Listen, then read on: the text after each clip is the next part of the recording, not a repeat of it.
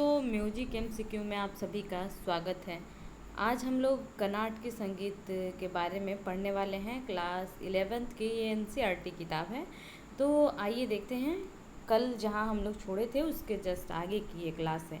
कर्नाटक संगीत का उद्भव 14वीं शताब्दी में विजयनगर साम्राज्य की स्थापना के साथ हुआ।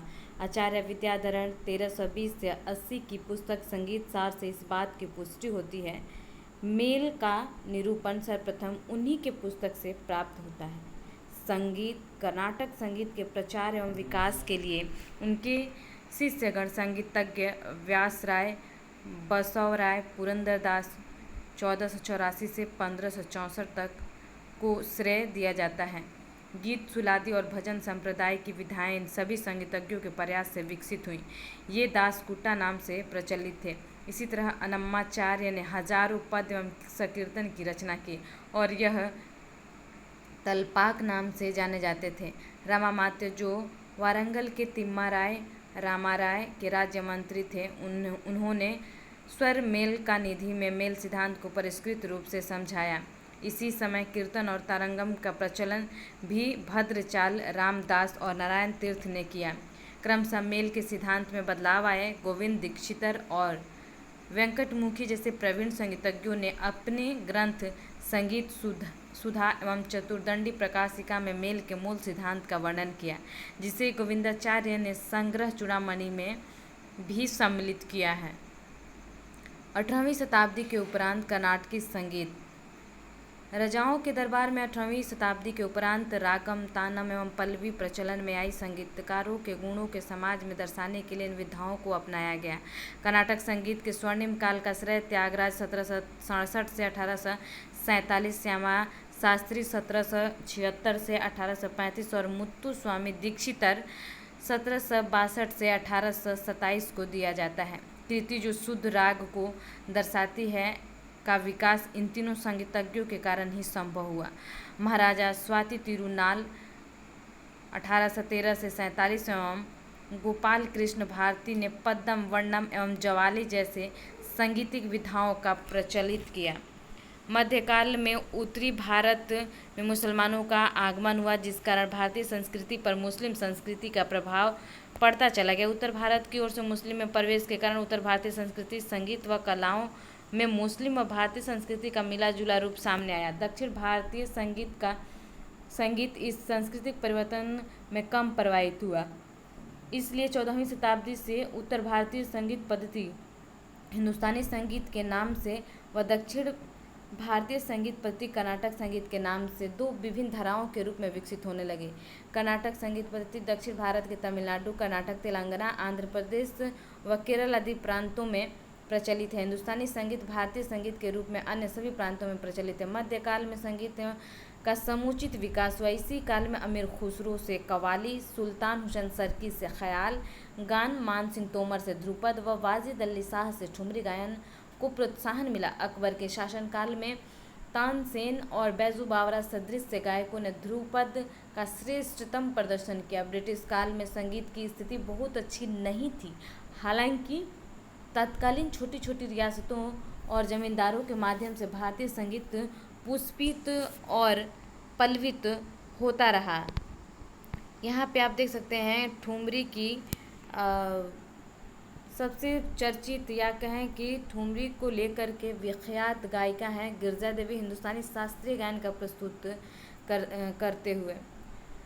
घरानों का आविर्भाव इसी कारण हुआ। 19वीं शताब्दी से पंडित विष्णु नारायण भातखंडे और पंडित विष्णु दिगंबर पुलुशकर के संप्रदायों के फलस्वरूप संगीत की विद्यालय शिक्षा प्रारंभ हुई। संगीत की शिक्षा जन जन को सुलभ हो सके। आज विद्यालयों एवं विश्वविद्यालयों में जिस तरह से संगीत शिक्षण का प्रचार हमें दृष्टिगोचर हो रहा है, यह दोनों विद्वानों की देन है।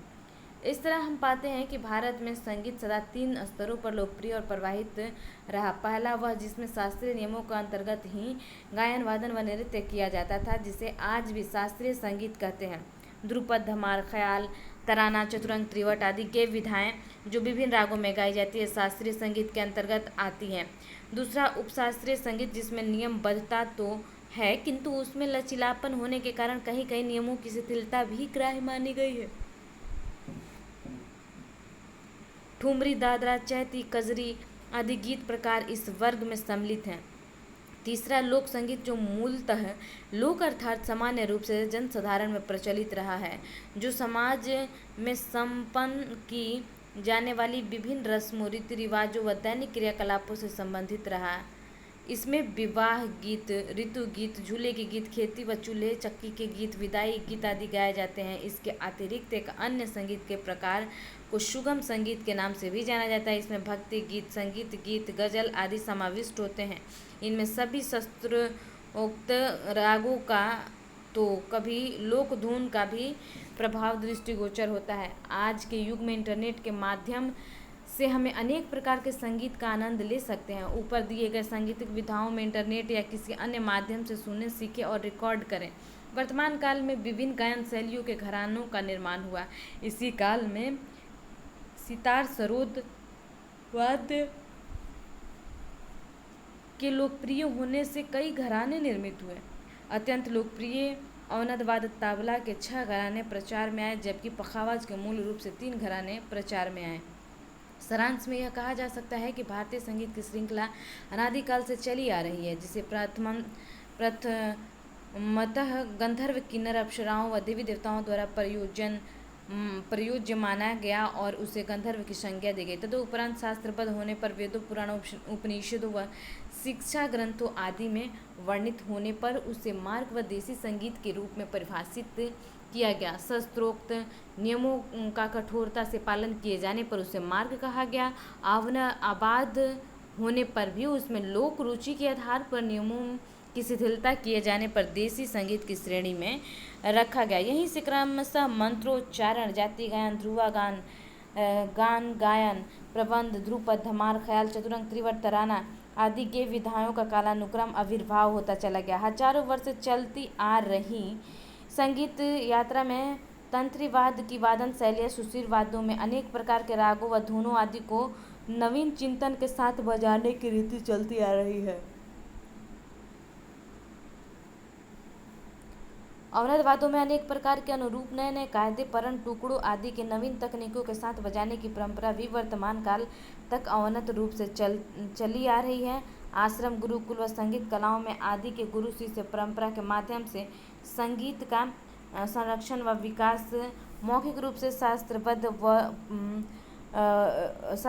रूप से प्रवाहित होता रहा। उपशास्त्रीय संगीत रूप में ठुमरी, दादरा, टप्पा, चैती, कजरी आदि विधाओं का विकास होता चला गया। जनमानस में संगीत, सामान्य संगीत, रीति रिवाजों, त्योहारों आदि के अवसर पर जो संस्कार गीत होते हैं, ऋतु गीत, पूजा गीत, विवाह गीत आदि गाए जाते हैं, या बांसुरी, ढोलक, शंख, मजीरा, सारंगी, हारमोनियम आदि वाद्य बजाए जाते हैं, या उनके साथ विभिन्न तरह के नृत्य किए जाते हैं। उन पर हर प्रांत या स्थानीय भाषाओं, बोलियों, वेशभूषा आदि की छाप दिखती है। यह लोक संगीत के रूप में जाना जाता है। शास्त्रीय, उपशास्त्रीय व लोक संगीत के बीच का प्रकार सुगम संगीत के रूप में पहचाना जाता है, जिसमें गजल, भजन, भक्ति संगीत, कीर्तन आदि गीत के समावेशन रहते हैं।